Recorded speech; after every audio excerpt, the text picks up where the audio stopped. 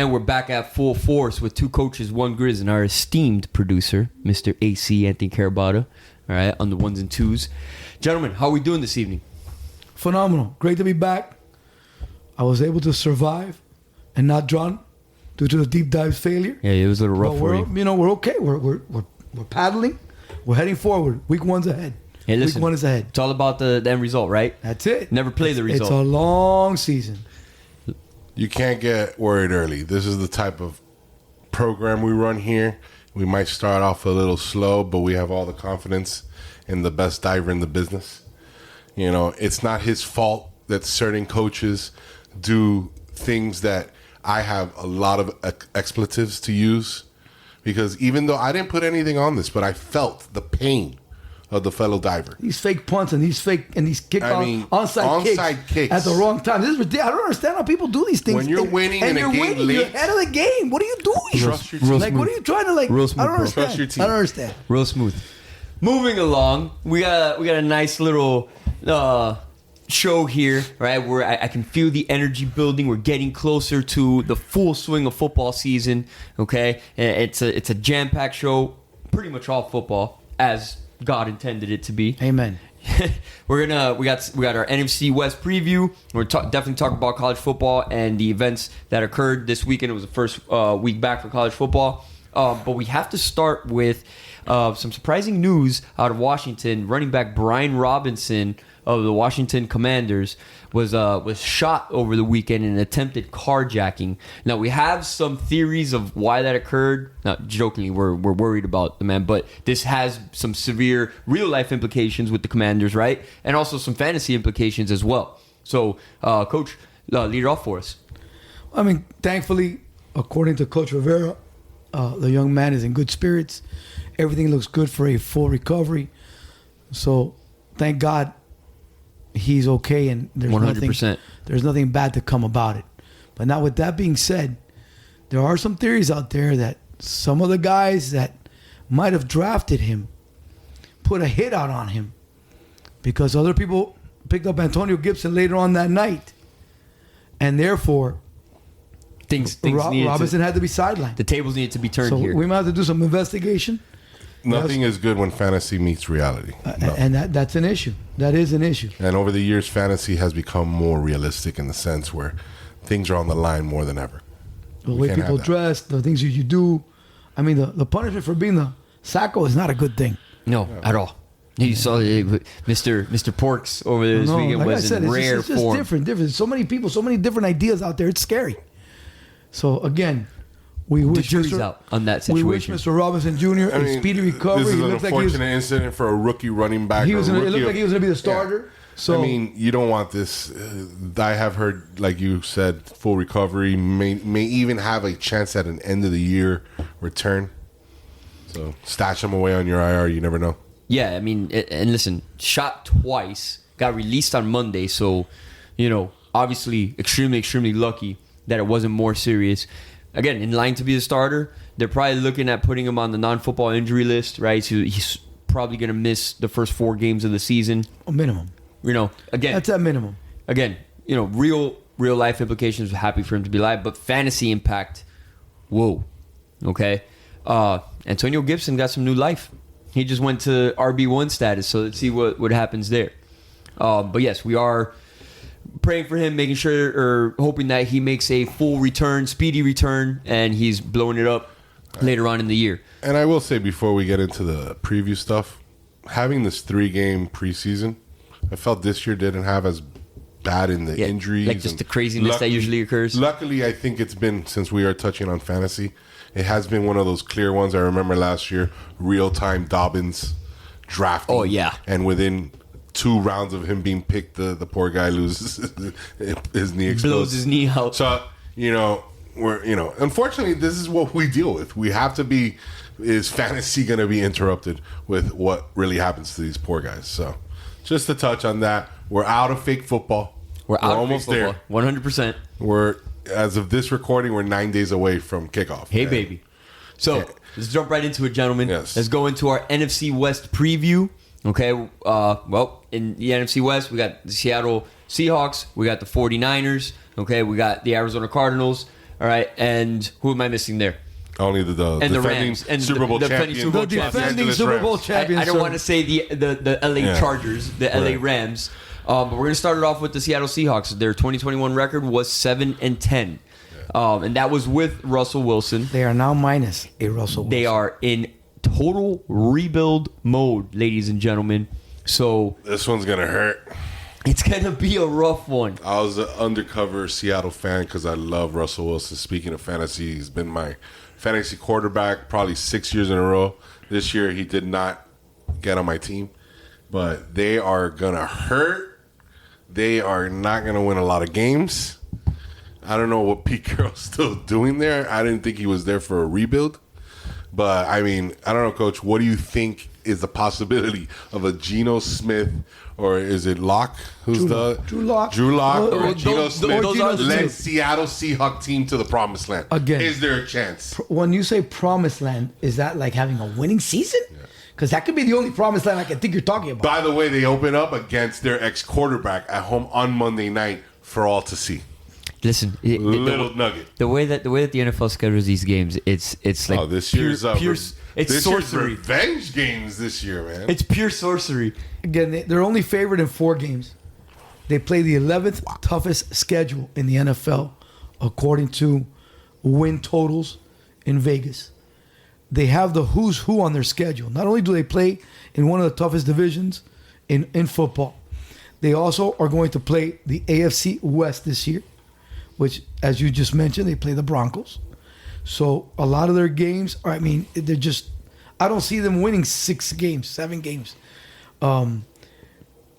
The only chance they have will be they have the Carolina, they have the Falcons, they have the Jets, they have the Giants, they have Detroit. I think Detroit's going to be much improved. Again, that's 6 games that they have to win. And then they play Tampa, the Raiders, Chargers, Kansas City, the Broncos. They play Arizona twice, Rams twice, San Francisco twice. Oof.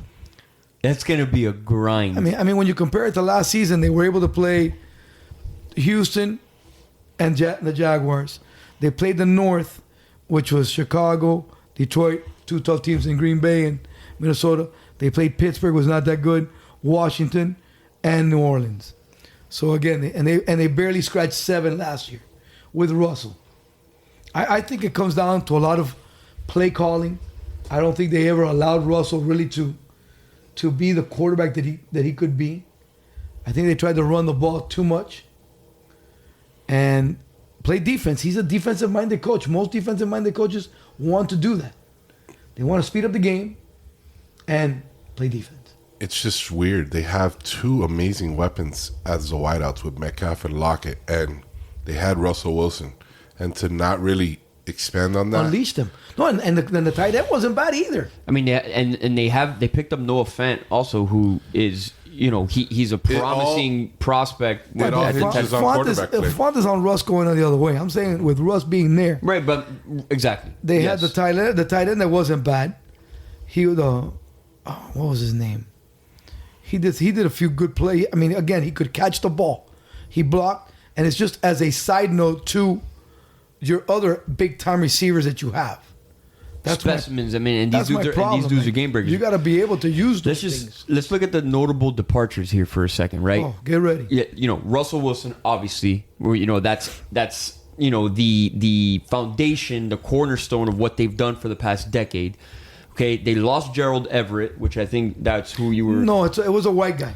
Oh, okay. Dwayne Brown, Ethan Pocic, Carlos Dunlap, Rasheem Green, Kerry Hyder, Bobby Wagner, again, huge loss, okay, and then DJ Reed, right? So, we talk about a defensive coach, but most of those losses were defensive guys. So they're transitioning to a younger roster, right, quote unquote. They have Jamal Adams. What else do they have? Not much. This team won't win 5 games from what I'm looking at. It's just I don't see they're not going to be able to stop anybody. They're going to have to continually be in big. I mean, they don't have quarterback play, and they can't stop anybody. I don't see how they win. It's going to be a bad year. So 4 and whatever was it? 4 and 15 now. I mean, I'm surprised they're even favored in 4. Like I said, Was it 4 and 13? Is that five what games, 5 games, and you're pushing it.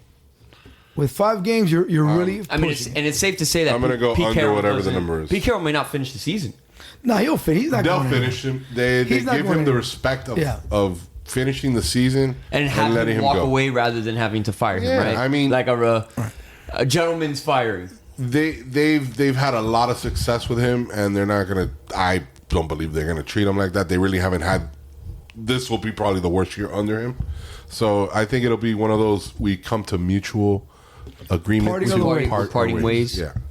Yeah. So let's move on to something less a little positive. Yeah, something more positive, a little less downtrodden. We're gonna jump into the Arizona Cardinals. Right, last year's record 11-6. They were the last undefeated team in the 2021 season, and then the Kingsbury fade happened. Right, they started a total, I think, 10-1 or something like that, and then it was like after that Green Bay game on either it was Sunday or Monday night, and it was just downhill from there. Right, and like they started busting out at the seams, and they lost 5 of their last 6, I believe. It's pretty again, hard. You also have to factor in the injury situation to Kyler Murray. That has a lot to do with it. I think their offense is very centered around him, the things that he can do. They go as he goes. His mobility. Andre Hopkins also being hurt, or DeAndre Hopkins being hurt. Also, again, He's suspended. that's another weapon. Well, this year he suspended the first. Right, but 6 last months. year he was Oh, hurt. yes, right. He got hurt. So again, another weapon that adds to that fade and to that downturn. And let's talk about excuse me. Let's talk about their departures. Chase Edmonds, Christian Kirks, Max Garcia on the line, which is big. Okay, Chandler Jones, Jordan Hicks, Malcolm Butler. So, we're thinking of this as an offensive team, and they're gonna hit the ground running, and also, listen, defensively is where this is gonna make a difference this year, because those are impact pieces there that they lost. Well, I mean, now, and again, looking through it again, they're playing the 9th toughest schedule.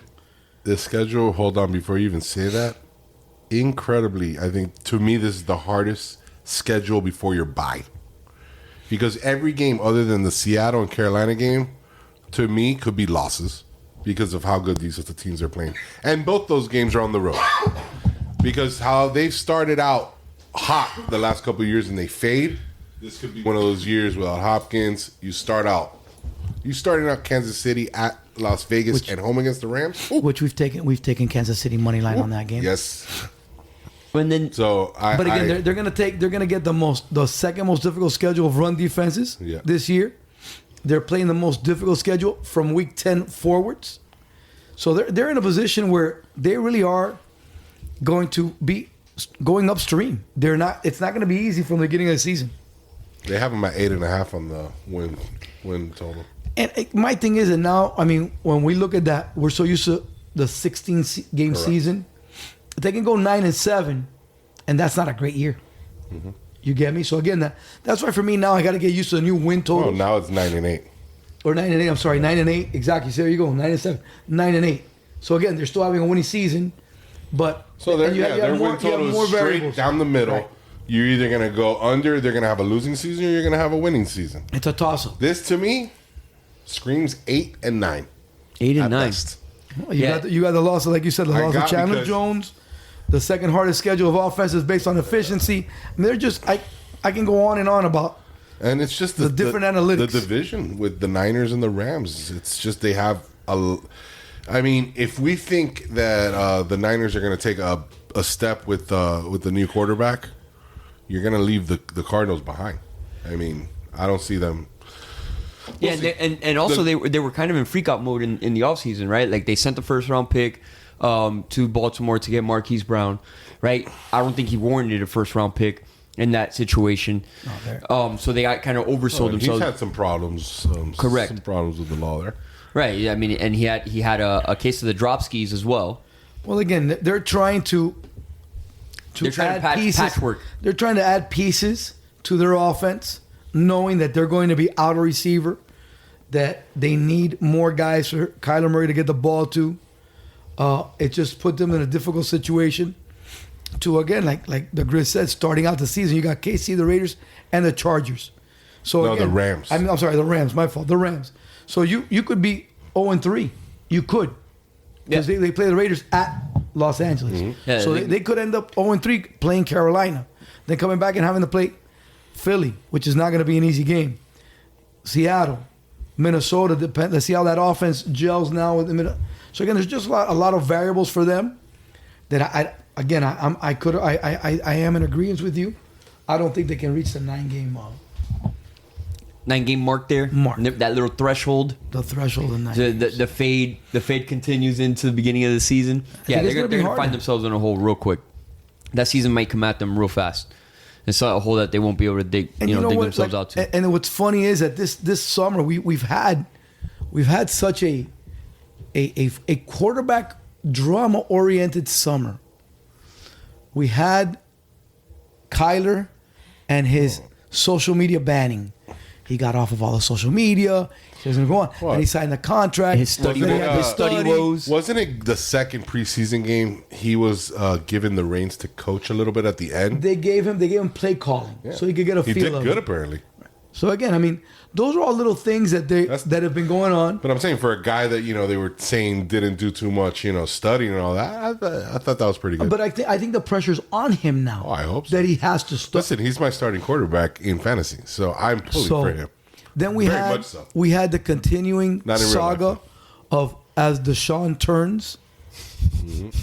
That was always on our minds, and as we spoke about it, and we talked about elbows and different things. And then the ebb and flow. The ebb and flows. All these, the Brady will he come back or not? The Brady Bunch vacation during preseason. And then we had that, and now we have gotten into the Garoppolo. Yeah, moving on to the Niners, of course. On to the Niners. You have Garoppolo. The Garoppolo signing. The most expensive. It's been, again, the drawn out. Are they trading him? Are they going to cut him? What are they going to do? Is he going to stay? Oh, he's a model. Oh, he's going out with a porn star. What's he doing? What's he going on this week? They're going to sign him to be the most expensive backup in the history of the league. And now he is signed to be the most expensive backup with playing clauses. So now everybody's talking about, what kind of pressure does that put on Trey Lance? What does that do to him?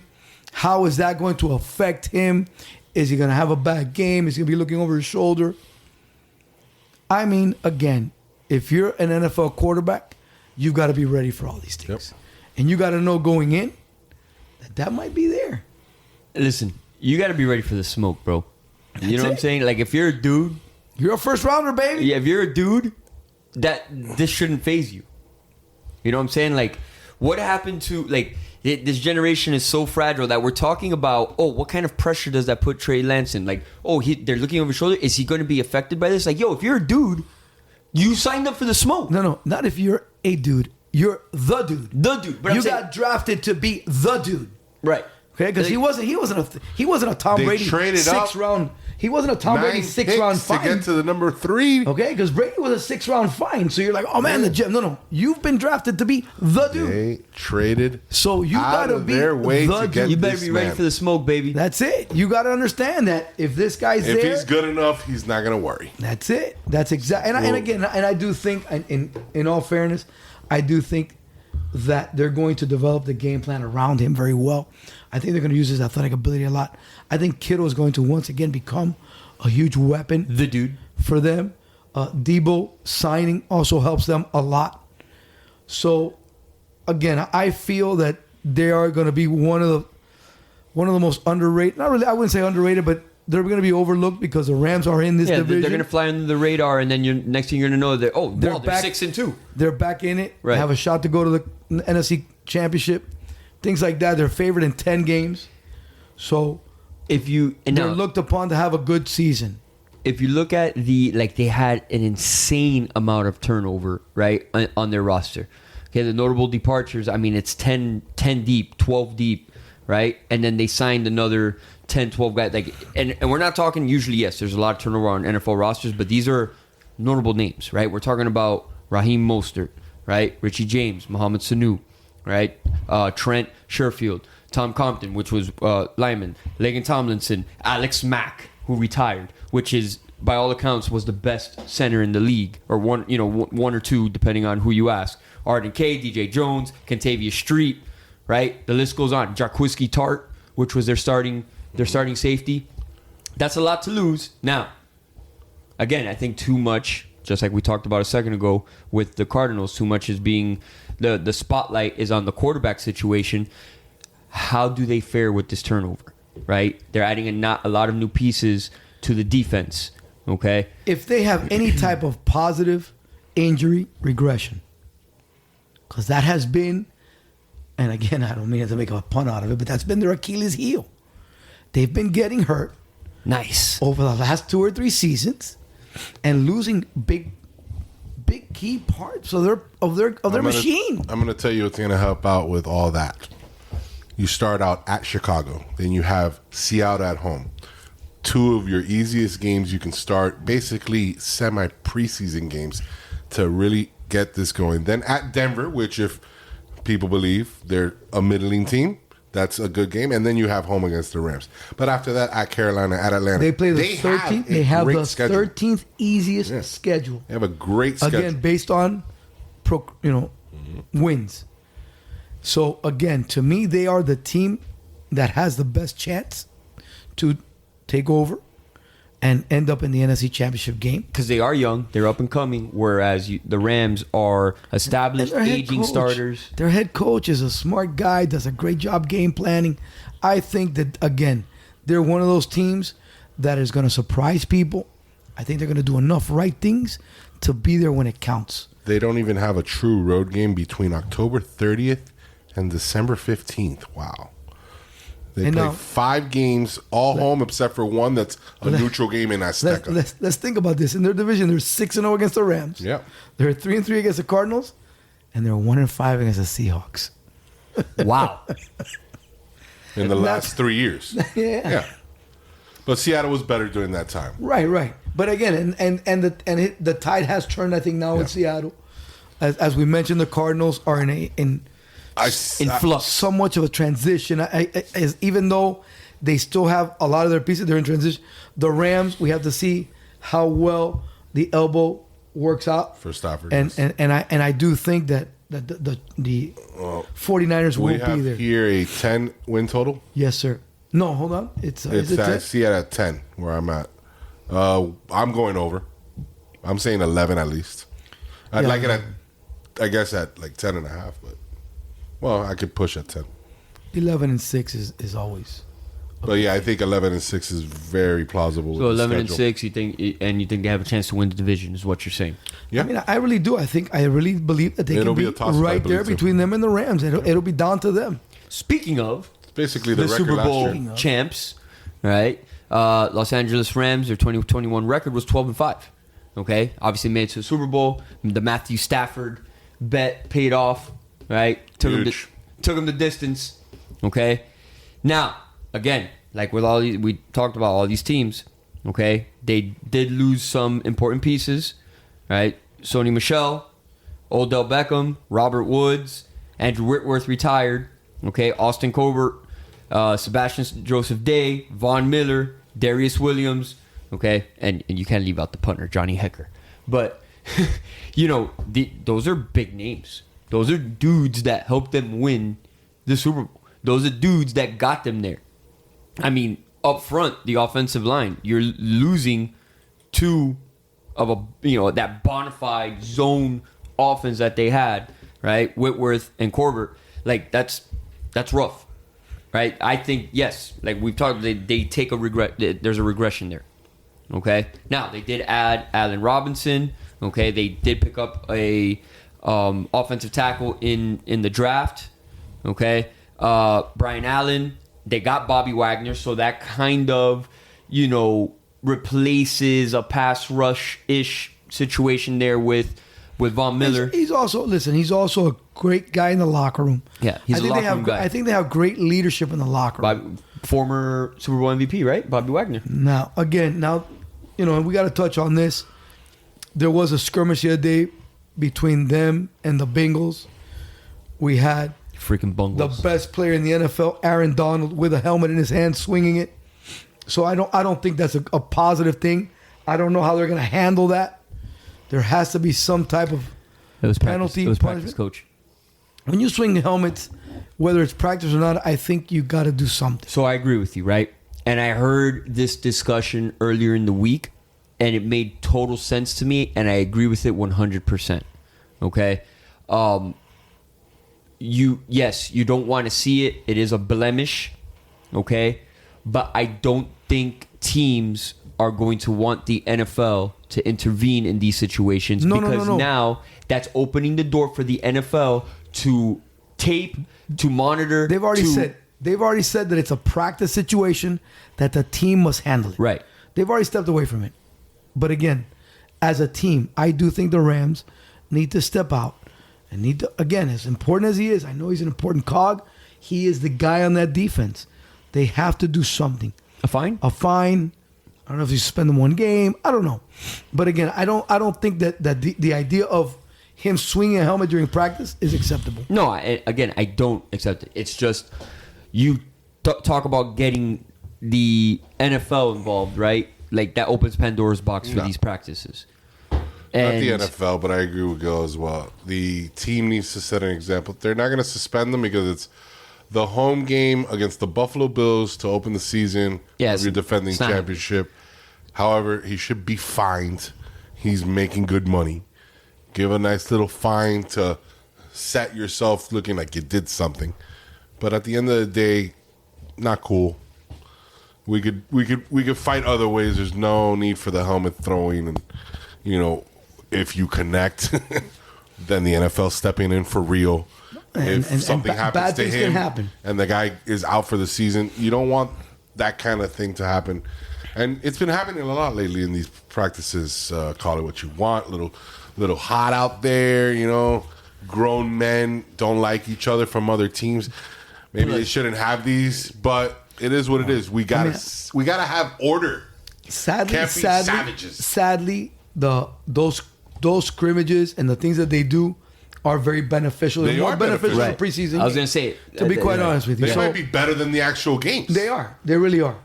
And again, they're controlled. And correct. For that to happen, again, that's just something. And that's even more of a reason for it not to happen. Exactly. And that's why I said the Rams need to do something to make sure that it continues, and that the NFL doesn't discontinue it. Because they've been doing it now for like 5 or 6 years, I think. Maybe yeah, and it's gotten more and more popular it didn't happen it before. used to be like maybe one time in the preseason you'd have that. But yeah, they're doing it every week, which is good. But yeah, like anything else, we'll take it away from you if you can't handle it. They're favored to win 12 games. They do have the second hardest schedule in the NFL. Comes with being the champ. It does. It really, really does. And none of I still think they're over the 10.5, but as well, I think they will finish 11-6, just like the Niners. So two teams coming out of that division. Yeah, it'll come to be who wins the most division games if one sweeps the other, but I believe they will either end up tied. If push comes to shove, I will pick the Rams to win it, but it looks like Niners get a game up from last year. Rams come down a game. And that's all the difference in it. I do. I'm going to go ahead and reiterate what Frank was talking about as far as the offensive line. I think that's where the difference is going to come in. Mm-hmm. I think the 49ers offensive line will be able to maintain itself, where the Rams have to pick and choose and play chess to try to figure out the right combination. Correct. It the only difference is you're hoping the one key cog of everything, Trey Lance, comes through for you. Well, I mean, I'm looking at it. But I think he will. You have a great insurance policy now. You do. You have a great insurance policy now. Say what you want. The dude wins games. You do. But, will he win enough again? Like I said, I think it's a toss-up. If the Niners win the division, I definitely see it. I just think, their defense, the Rams' defense, is something to contend with. I trust the defense. I also trust the coaching. Agreed. And it's also that he went from one Super Bowl with one guy, took another team with a new quarterback. I trust this coach. I like him. So I'm glad you guys brought that up, right? Because it's going to be interesting to see how he transitions from that heavy zone scheme game that he had when you're losing that side of the line, right? Like you're losing the play side of that line. I don't think that's going to change much. The zone. Don't forget now. But I think they start going a little bit more downhill. Don't forget where the lineage comes from. Okay. Yeah, these guys are all Shanahan. Yeah. Disciples. They're all in the same game. Now, is it the freaking Ferrari version of the old school Shanahan offense? Hell yeah. I mean, we were at that clinic. We went and we saw him in person. Yeah.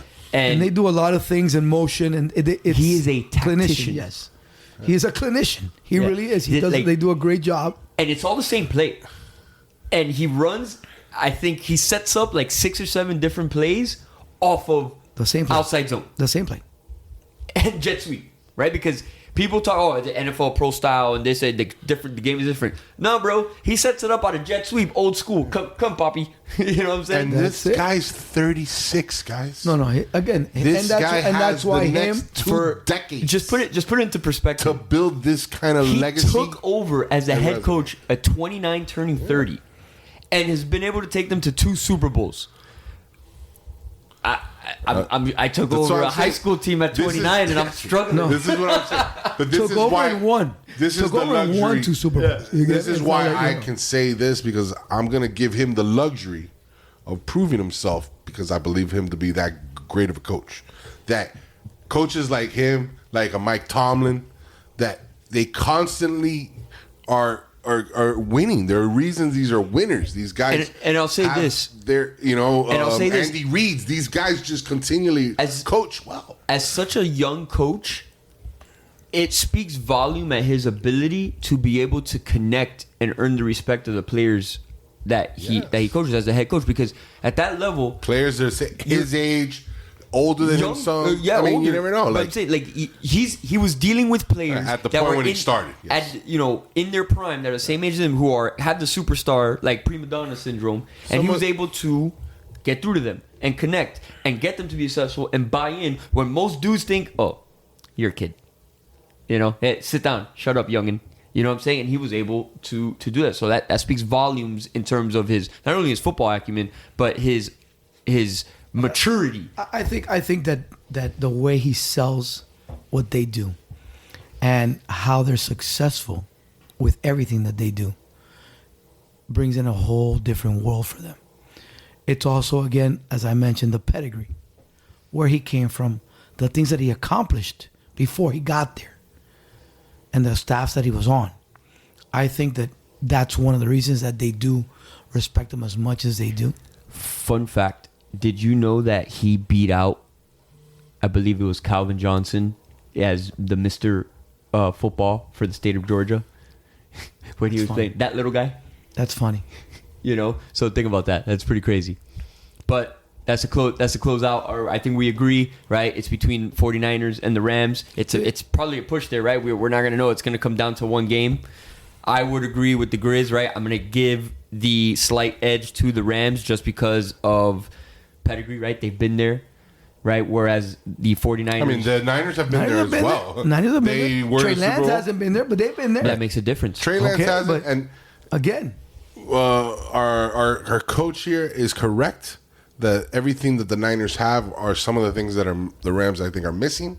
But you still have... Also, for me, if Stafford's not up to par with the injury, I think he had a little shoulder. No, the elbow. The elbow. Still the elbow. That would be a problem for me because we need Stafford to be. Well, you go on precedent, right? Past precedent. Like Carson Palmer had a similar injury, right? And he had surgery, and he was able to come back and be successful and have a resurgence in his career. The beauty is that Stafford I don't think Stafford's had surgery.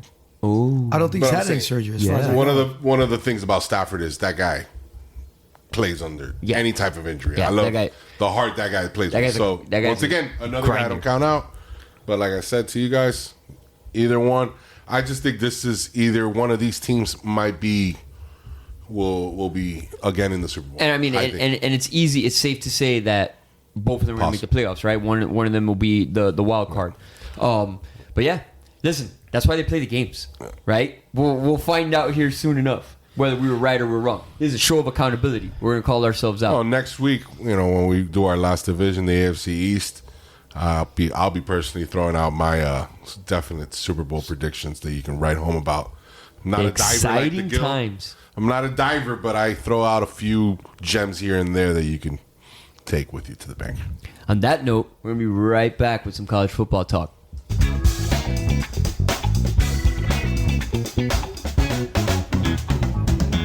And we're back with some college football talk. We're going to, give a little recap on what went on in week 0 of the NCAA football season, or college football season in general. And we're going to talk about the games that are coming up. We got some big matchups in week 1 that should be pretty fun to watch, and also some interesting matchups once you dive a little deep below the surface that might be some, pleasant surprises. But, we got to start with the craziness that ended up sinking Coach's deep dive this past weekend.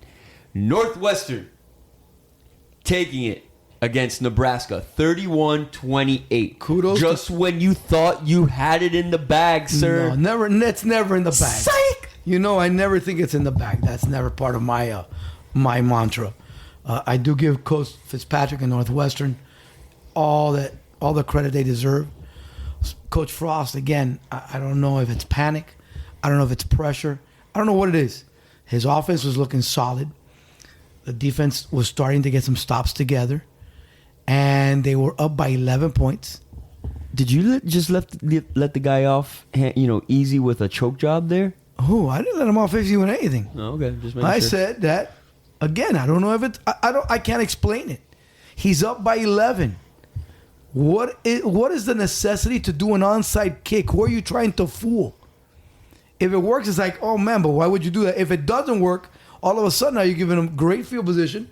You put them in position to do exactly what they did, score, steal momentum, and all of a sudden make it a game and beat your behind. That's rough. Instead of playing comfortable football, you're ahead. You're playing comfortable football. Are we sure it was the head coach that made the call, or maybe someone under him that made that kind of a Coach, call? as far as I know, What are you bringing up those stuff for, man? as far as I know, I have no idea what. as far as I know, head coaches are the ones who make those calls. I'm asking a question Okay, that's I've been a head coach. I've been a head coach. Question that's ever I've been a head asked. coach at 3 schools. I know, that's why I asked you. And no, I made that call. That was always my decision. I made it. I know. The guy looked at me. Right. The punter looked at me. Or the guy who's calling the cadence looked at me. No one else. That's my call. Would you say the buck stops with you? It has to. Because when they fire you, it's your job. I don't You're know. head coach. I don't know what Are you- was on. are you guys- So when I don't Scott understand Frost, what was on. when You guys- Scott I don't Frost, understand what Scott Frost was when thinking. Scott in that. Frost gets fired, he'll know why. Because we're making these calls, and you're putting yourself in bad position. If you look at the stats, By the way, why were they playing in Dublin, Ireland? It was just one of those away games to bring some European fans and more fans to football I'm sure they couldn't wait to see the Cornhuskers and Northwestern and the yeah. Wildcats. yeah, of all people, or of all teams, I should say. But if you look at passing, right? Nebraska 355 to Northwestern 314, completions 25-27. May I touch on that for a second? Yeah. That's the first time that a Northwestern quarterback has thrown for over 300 yards in like 75,000 years. Okay? Those guys don't throw the ball. Much less over 300 yards. Seriously, it's been at least 8 years. 8.3 yards per At attempt. least 8 years since those guys throw for 300 yards. Now, this is like you're doing a little bit of deep dive here. The rushing yards, this is the tail of the tape right here. Northwestern pounding the rock, 214 on the ground. Brother, in the fourth quarter, 47 attempts. Sir, in the fourth quarter, that guy said, we're going to run the ball, stop us if you can, and then try to score. Good luck.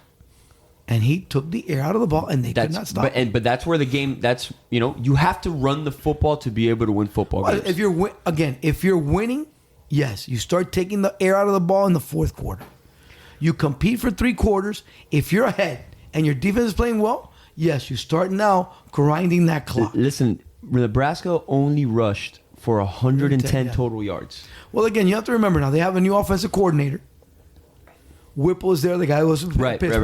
He's more pass These aren't oriented. the Osborne years. He ain't walking through that door. No. Correct. Those days are long. Correct. The fact that they can't run the ball anymore. They ran the ball a little bit more last year with more Oh. effectiveness, but again, Frost is not calling the offense. Whipple is. They have the quarterback is a solid. Thompson looked great in the first half. They looked good.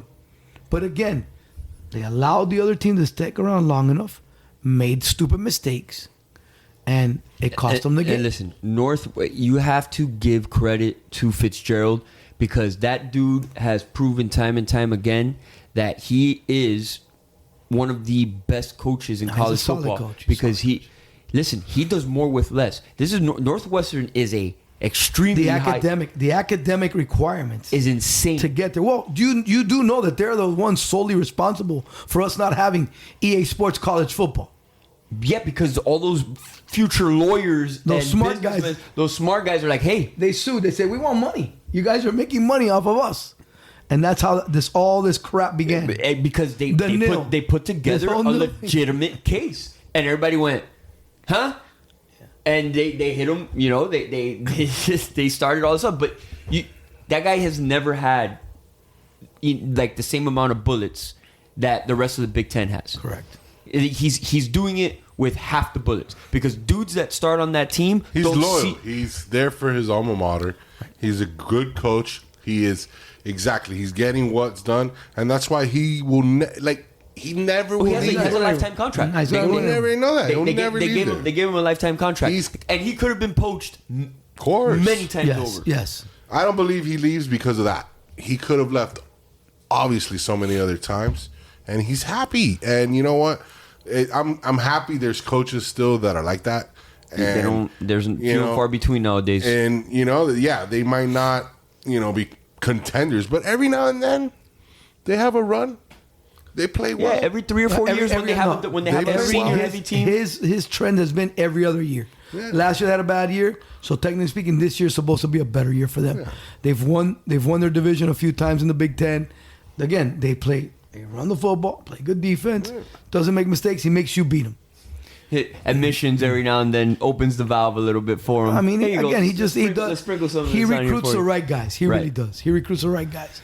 It's not easy. Moving right along with the slate of games, Utah State got all they could handle from UConn.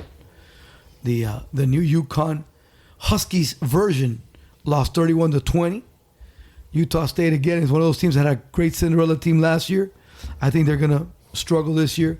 Illinois was able to wipe up the floor with Wyoming. Western Kentucky put away a pesky Austin Peay squad. That was another game that was close all the way through.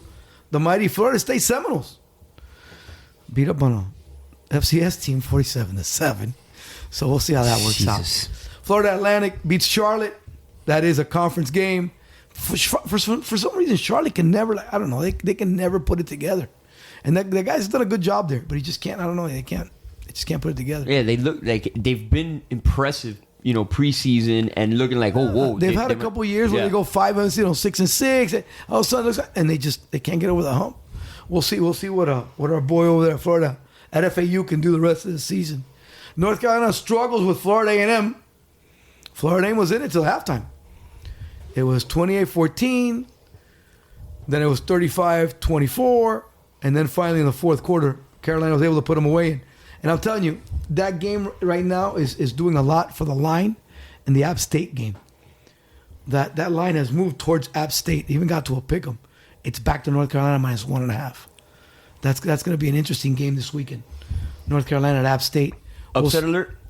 I don't know. I'm going to be honest with you. I really do think North Carolina has enough to beat App State. I think Frank Ponce leaving. That was a big blow. I think that their offense and the things that he was doing with Bryce and that quarterback is a good quarterback. So we'll see. But they are the giant killers. They are. They have been. So things again, happen. It's going to be a good game. It's going to be a close game. I do think North Carolina does win the game. Yeah, I mean, listen, it's that this weekend probably provided a good wake-up call for them, too. Like, they're not going to let themselves fall into that trap. And that's another side of it right there, that all of a sudden now you had that scare this week. You didn't have a cakewalk. So now you're on an upset alert yourself. Right. So you're playing much harder, having a better week of practice. And you need to have that sometimes at the beginning of the season. It usually bodes well for the rest of the season, right? It keeps them on their toes instead of trying to look Nevada over. ends up being New Mexico State. That's another game that Nevada was favored, double-digit favorite. It got bet down all the way to like 8.5, 9, because Nevada has no one. Nevada's bringing people off the streets, and they're even suiting up some of the homeless to try to get a squad together. Wow. The ex-head coach left to Colorado State, took a bunch of transfers with him, and has left them bare. They've got nothing. Got to fill the cupboard somewhere. So again, that's a team, but that goes to show you sometimes you got to be careful if you try to chase the steam, right? It got down to 8.5, 9. If you get it 8.5, 9, you lose. They won 23-12. Goo. You get me? You got to hit that when it's the 12-pointer, and then you go from there. North Texas beats up on UTEP. That was another one of the deep dive plays. UTEP again. That was an even game. And we'll talk a little bit more about that as we go into the deep dive tonight. It was a very even game. It was 14-13 at halftime. Then all of a sudden, UTEP doesn't score in the second half. So, it hard to explain. Don't understand it. The yards were even. If you break down the yards, all those things. North Texas ends up winning by 18 points for no reason. It doesn't like... Right. No, there's no statistic reason for it. So, and then Vanderbilt totally destroys Hawaii after only being up by 11 points at halftime.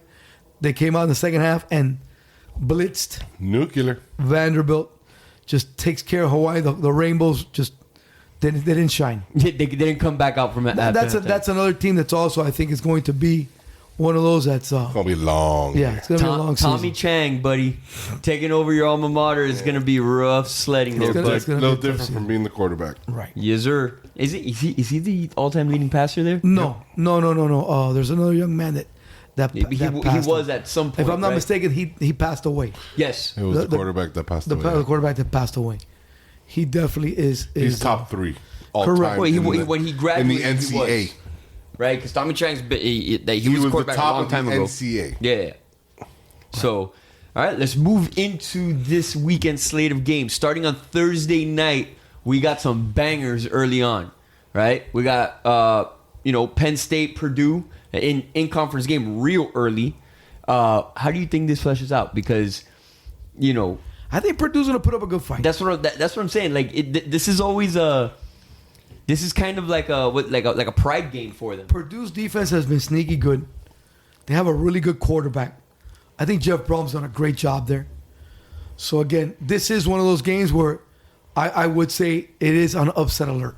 Is Manny Diaz the defensive coordinator, right? Manny Diaz is DC at Penn State. So again, they know he's going to be coming blitzing. So they got a good quarterback. I think they'll be ready for those things. So this is one of those games that I do think is an upset alert game. I don't have it. I'm not taking Purdue. I may take them later on in the week. I played Purdue a lot last year towards the end because of their DB play and the things that they could do.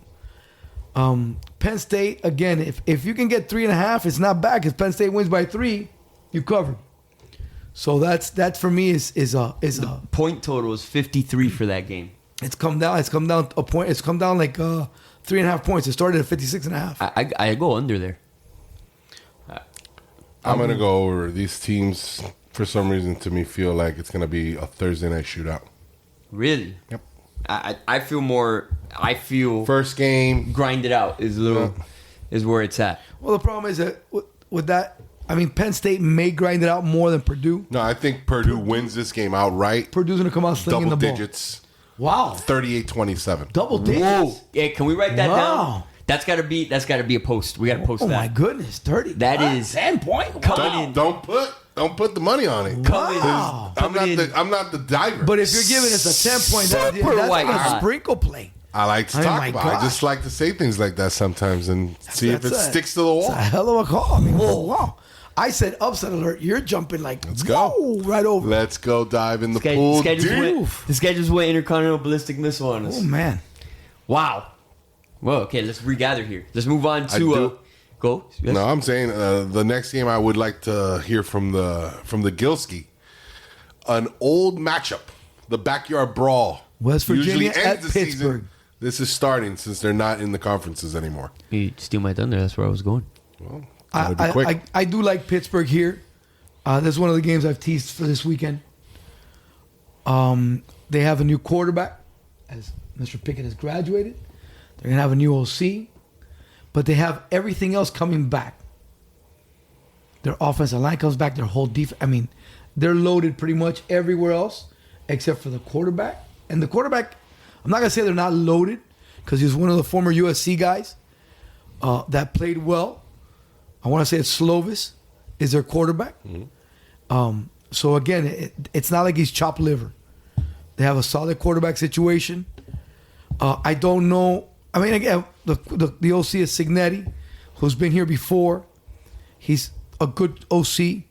He's going to meld a couple of different packages together as far as what they want to do.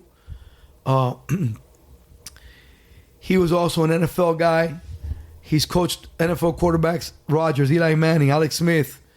And he was at Boston College for a while. So again, he is a good offensive mind. So I think that it's going to be interesting to see how Pitt goes here. I think West Virginia lost a lot on defense. They did. I think they lost most of their guys. So that's why I'm leaning towards Pittsburgh. It's hard for me to lay the 7.5, 8. That's why I've teased it down. And I have them at 1.5. Like the call. I teased it. I teased it with SMU. Everything you said is right there. I think Pittsburgh wins a close one because of the rivalry aspect of it. West Virginia, I have no hopes for them this year, though. Other than that. And then here's another, like the over-under, the total is 51. This is the type of game I feel maybe is the underplay. Because it's more, a little bit more smash mouth football type of game. Correct. And my other side of the coin is going to be, how's West Virginia's O-line going to keep up with the defensive line of Pittsburgh? Pittsburgh's defensive line always has been good. They reloaded again this year. I think Narduzzi does a great job at that school. I think he's brought in this.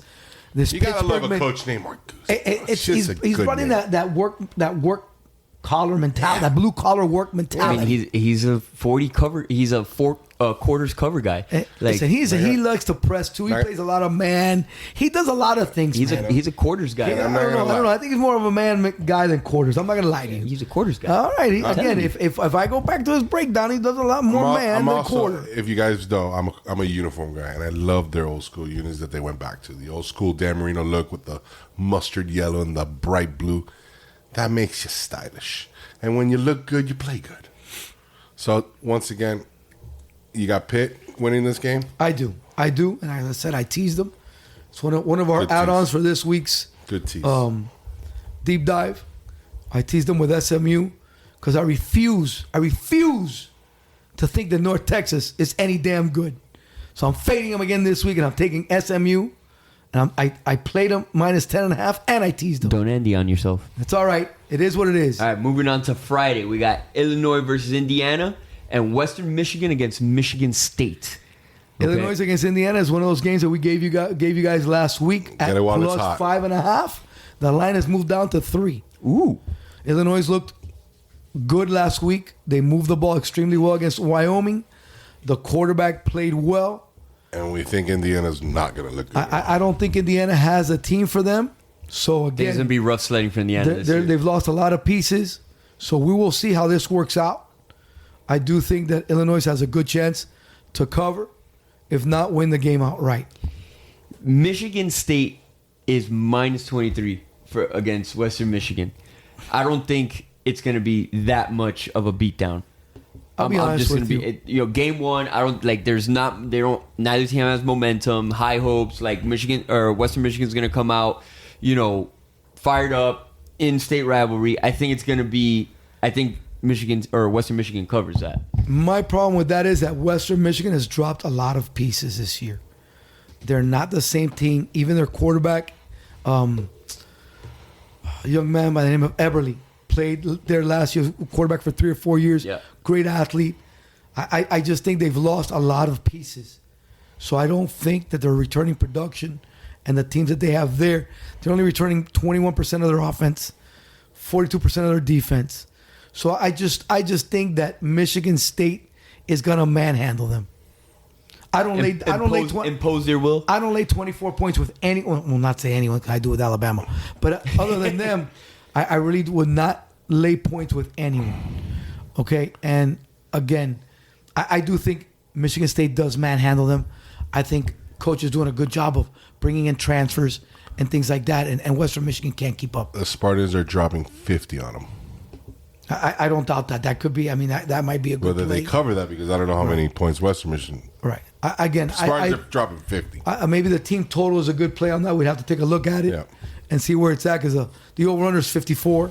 So you figure they're going to have to give them, it's a 19-point spread, 22-point spread. They're probably so in anywhere the 33 40s, points. Yeah. 33 points because Take it's the 12, over 22. for sure.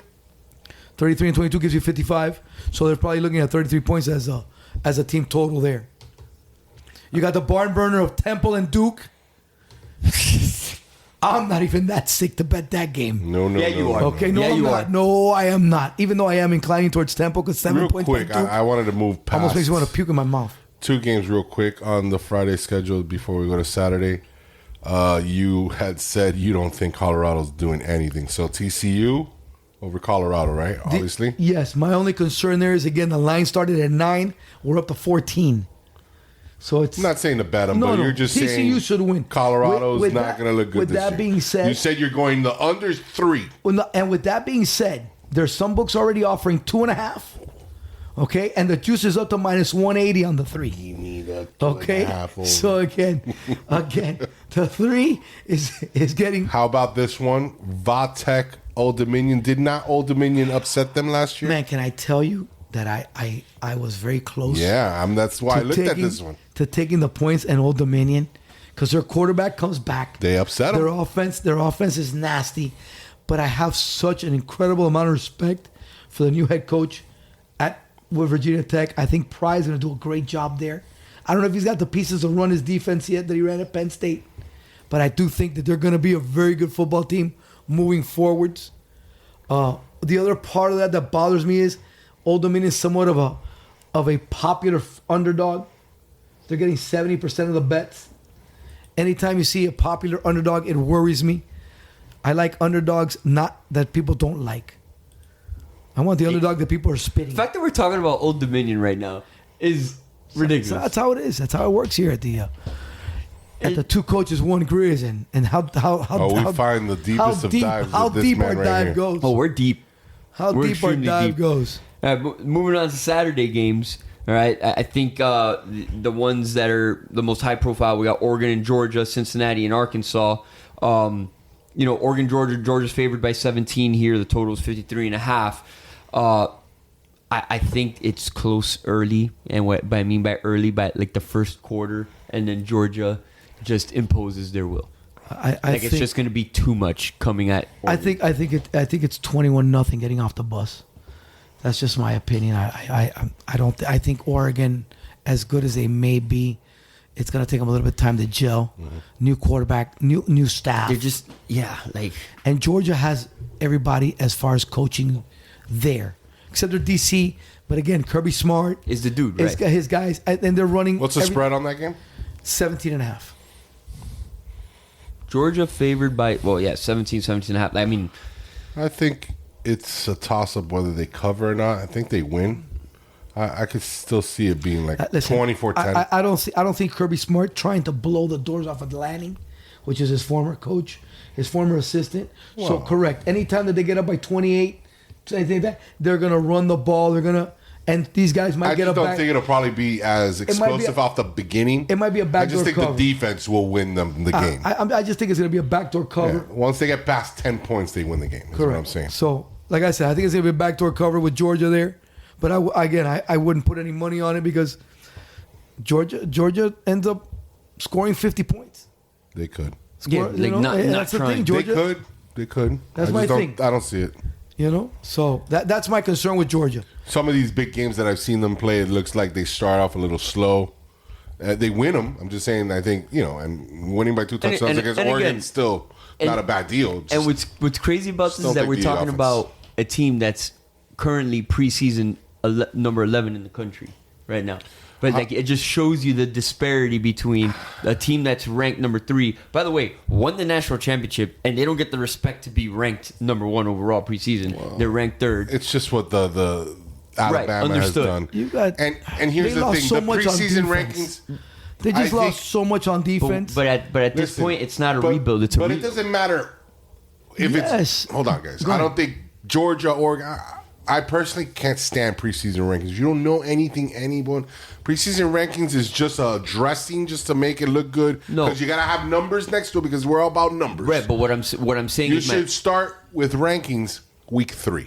my point on that is listen to how we're talking, right? And you would Correct.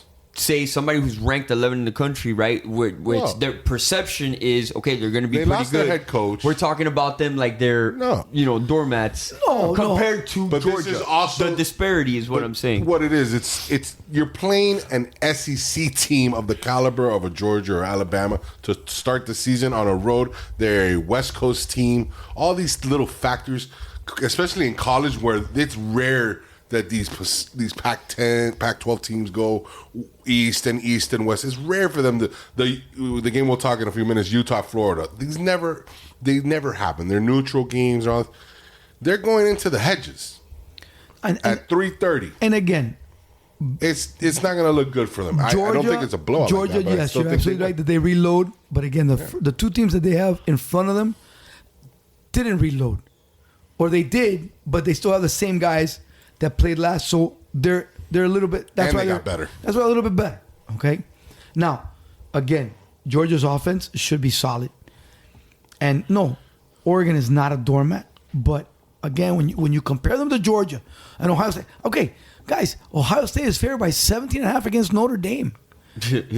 Which is the number 5 team. Okay, I mean 17.5 points against Notre Dame, 3 against 5. It's insane. Like the separation. 3 there. against 5. It's insane. The separation there is Because insane. they're not really. That's not really their ranking in my eyes. I think it's Popularity foolish. contest right now. Of course, it's always been a popularity Yeah, contest. at the beginning it Who's always the is. preseason number 1 of this and that in basketball too, and all those sports. Well- I just think you play some games and then we see. It's like why do they do it smartly now when they do the college football rankings? Yeah, they wait till They mid-season. wait till the 7th game to Correct. really see these teams out. So moving along to another top 25 matchup this week: Cincinnati versus Arkansas. Arkansas is favored by 6.5 currently, and the total over under is 52.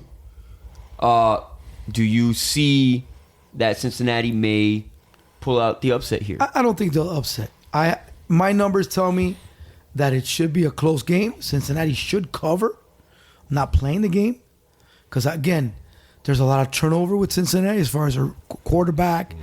Defensively, their DBs are different, and Arkansas has proven over the last 2 years to be a real tough out in the SEC. That coach is doing a great job there. He's an offensive line coach. It's taken them a few years, but He's- they're at he- where they want to be. Correct, and this is one of those years where he's bringing back some good talent, and I think that they win this game. Yeah. Again, I don't know if they're going to win by a touchdown. I'm not touching it because again, my number 2 told me Cincinnati covers, but I have to see how they do. you that. have to see. Yeah, I have to see if the Eastern Washington quarterback that came back plays ball. Right. Oh, I'm sorry, Eastern Michigan quarterback that came back, plays ball, and is up to right. I mean, when you think about it, the quarterback that just left is a kid that they're looking at in the NFL that could be starting by week 6, week 7. If Marcus Mariota is not doing what he's supposed to do, this kid could be starting at halfway through the season. Yeah. Heard. So there you The go. Cincinnati guy Yeah. looked great. Okay, I saw him so, a couple weeks ago. hey, there you- He looked great. Yes. This is So- why my personal belief is 3 touchdown loss for Cincinnati. Oh my gosh, this guy's just Wow. Arkansas smoking them hogs. You're gonna get wild. throwing. Wow, my goodness. I mean, like, wow. He lost his air. He just I'm choked, getting he chest choked on his own congestion here, breath. pressure. I'm like, what's going on here? That's And 2. we know He's 2. That was Wow. when 2. the two Grizz blowouts. speaks about the smoke. 2 blows. Listen. Oh, yeah, the smoke. Yeah. Anytime there's a smoke. Listen we gotta to the listen. smoke. Gotta listen about the smoke. There's no doubt about that. Okay, Moving right along. regathering. Utah versus Florida. Okay, Utah favored by 2.5. I mean, I don't even consider this an upset if Florida wins. You know, like I do because again, not because I took Utah or we have Utah on the deep dive we gave it last week on a money line play, but just because Utah had a phenomenal season last year. They're bringing everybody back. they are one of the Cinderella teams or sleeper teams that could make the college playoffs. This is definitely a playoff contender. And I'm going to tell you right now, if they win this game, they could run the table. Winning this game puts them on the road to eyeballing 12-0. And wait till you see their helmets. Are there two linebackers back? Those two No, dudes? They got drafted, they got right? drafted. Okay, I was just making sure because you're talking to... But he's got two other guys. Again, if you notice, the Utah defense is one of those that reloads. Whittingham has done a great job, and it's so funny because the other day in the presser, he was talking about how they're going to defend, how they know that Richardson is a weapon. So I really think that they're going to do a good job of playing defense. And their offense, now their offense can score.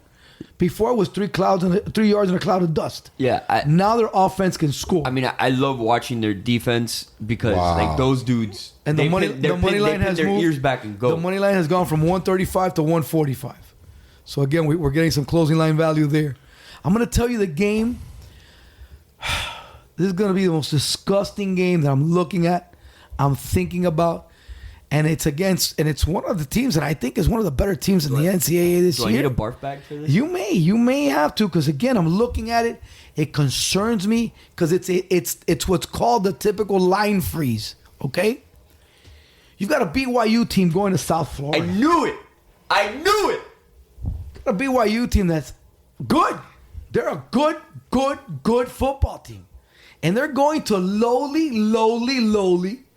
South Florida to play the Bulls, who suck. But the line has been at 12 the whole week. 2 weeks. The line hasn't moved. It opened at 12.5. It's down to 12, 11.5.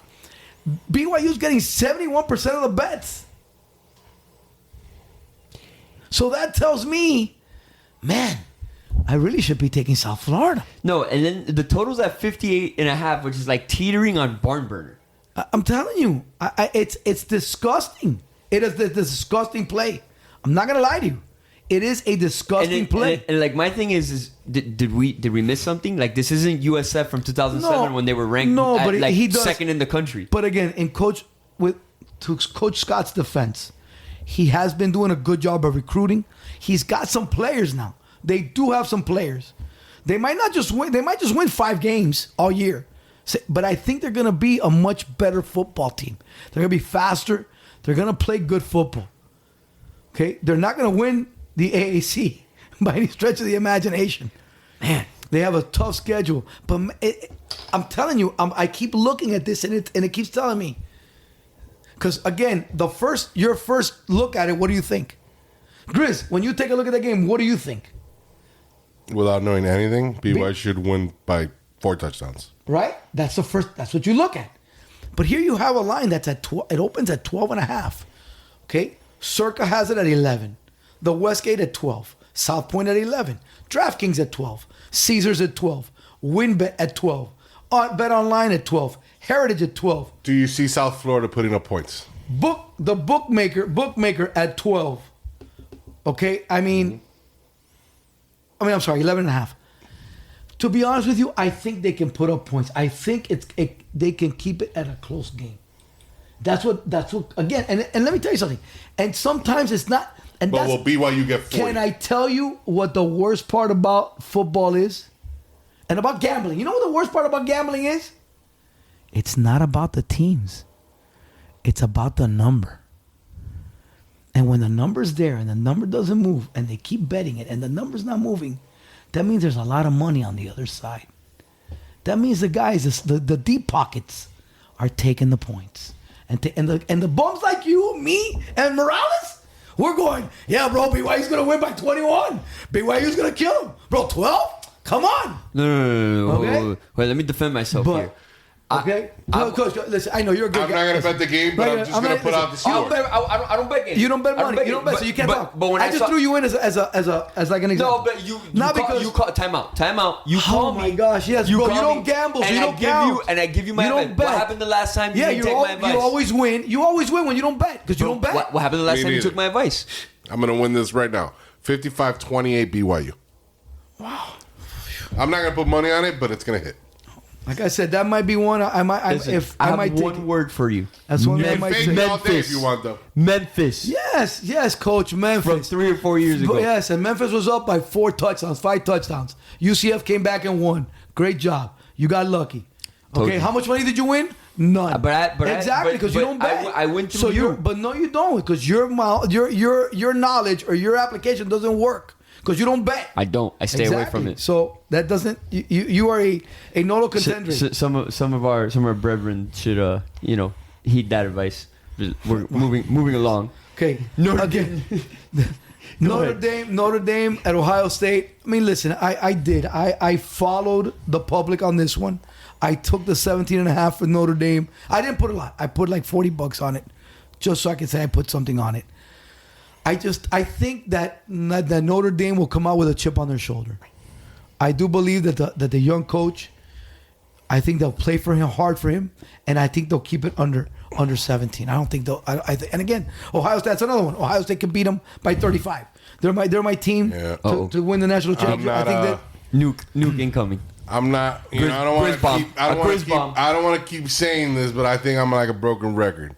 Ohio State is going to put a little bit of a bleep whooping. I don't doubt it. And it's nothing. Maybe it's more the fact that I can't stand Notre Dame.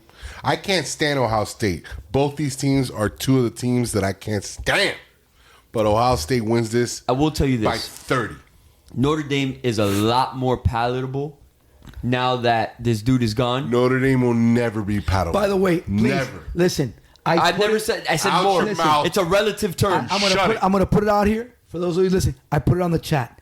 You guys have to see the Pat McAfee today.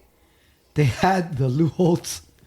I'll go check it out. Listen, it is hilarious.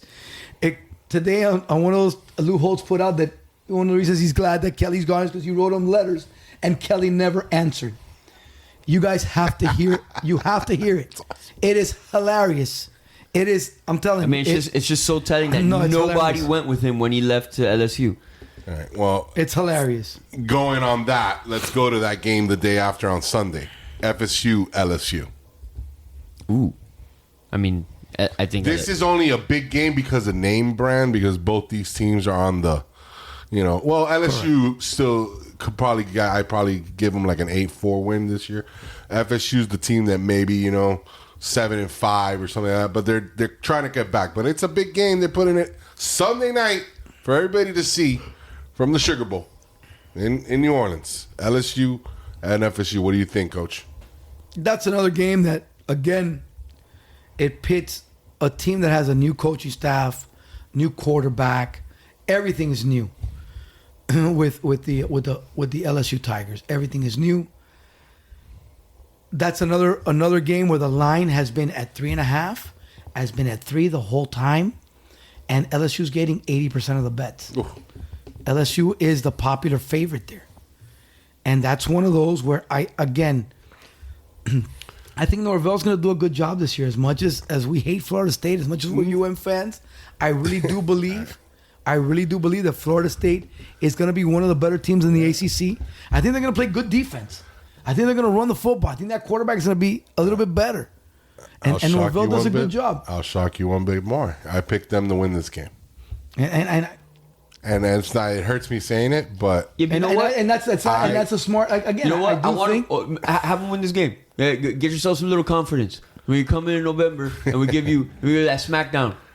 Well, I personally, Juan, I'm talking to you, Juan and Dion. I personally want FSU because I've always said it. I'm not neither an FSU or Florida fan, but I respect FSU. We've always played each other. Obviously, we're in the same division now, but I've always believed even if we weren't, we would always play each other. The respect is there. I do not respect the Gators. They never want us on the schedule, and that's fine. But FSU, I give them respect, and there's nothing better than beating FSU when they're at their top. There's nothing better than a Miami FSU game when both teams are top 5 teams. Nothing. Come at me. College football is a lot better when the Canes and the Seminoles are good. When and the Gators again, when Florida is playing good football, when the state of Florida is playing good football. When Florida's 9-win team, they're all right. College football. That's all we need. I think college football is at a different level. Oh, it's amazing. So much so that the last time they were good and the UM came back. It was about 3, 4 years ago, right? When my wife and I started dating, we had our first season of season tickets for UM. I shed tears. Okay, at that game. So much so she's like, "All right, baby, come on. Yeah, this is a little bit too much for you." That's enough, bro. Relax. But those are the type of games that we want from them, right? That was an intense game. They were both good. It's fun stuff to watch. Again, as I said, we're gonna go ahead and get into the deep dive real quick. I've added a couple of games. Our 3 games that we gave out last week were Illinois plus 5.5, Utah money line, Tulsa money line, which by the way, Tulsa is all the way up to minus 6.5, and they're minus 230 on the money line. We're teasing Pittsburgh and SMU. I usually don't like to tease 10-point teams, but I did it because I wanted to put Pittsburgh in there. I did take SMU straight up. I put a little something on Notre Dame, and my other disgusting play of the week that I threw a little something on as well. I for some reason I really like Arizona this week. I think Arizona against San Diego State at San Diego State. San Diego State beat them last year. I think Fish is doing a good job at Arizona. I think they're going to go in the right direction. This whole Matt Ariza thing and the players, I think it's got a little dark cloud over San Diego State right now. I think Brady Hoke has been in and out of practice or in and out. He's been trying to put out fires. And for some reason, I like Arizona. I took them plus 6. I may sprinkle a little something on the money line. I mean, that's the way I'm looking at it. It should be. It's a nice little payout. So I may put something on the money line. Don't know yet. If I do, I'll put it out on Twitter for. I love the waffle on air. He's just waffling. It's one of those teetering. I am. Listen, Arizona sucked last year. The Wildcats were horrible. And San Diego State is a solid defensive football team. They're good. They are good. They've been the best of the Mountain West for the last 3 or 4 years. So it's them, Boise, and Air Force. Those 3 teams out of the Mountain West are solid football teams. So, yes, I'm taking the points. I might sprinkle something. And yeah, I may take South Florida plus 12. I don't know yet. And that's it for that right there. Wow. I think that wraps it up. I mean, I think at the end of it, we're just excited, man. It's the best time of the year, okay, for all of us. I think we all get that twinkle in our eye as it gets closer. There is some MMA this week. There should be some good fights. I don't believe it's a pay-per-view. I believe it's a fight night. Gagne, which is the one who lost to Frank, to Ungazu. He fights against Tuivasa, which is our champagne or beer drinker out of shoes. Yeah, that guy's awesome. I think he'll make quick work of him. Whitaker fights as well. That's going to be the fight. The fight there is Vittoria against Whitaker, which is a co-main event. That's going to be a solid fight. Whitaker needs to win this fight if he wants to stay relevant. If he wants to stay relevant, Whitaker must win this fight. Vittoria just lost not too long ago to Adesanya. So again, we'll go from there. If I see anything I like, I'll put it on our Twitter feed. As far as MMA goes, I haven't looked at a lot of the names. And again, I'll probably do that later on this week. Well, there you have it, folks. All right. I think this time next week we're going to be on full force football, right? You know, kind of foaming at the mouth for that first full weekend of college, and NFL coming up, right? 9 days as we take it. Hopefully not foaming at the mouth because the deep dive drowned again. Hopefully we're better off. Right. You're resuscitated yourself this evening. We'll see. Always and forever, we cannot forget our sponsor here, General Carnitas Gourmet Meats. Okay? Football's coming up. Best time to barbecue. There's nothing better than some barbecue and football. So go and get your quality meats at generalcarnitas.com. And, gentlemen, I think that wraps it up. I'll see you guys next week as we prepare for the start of the NFL season. 2 coaches, 1 Grizz.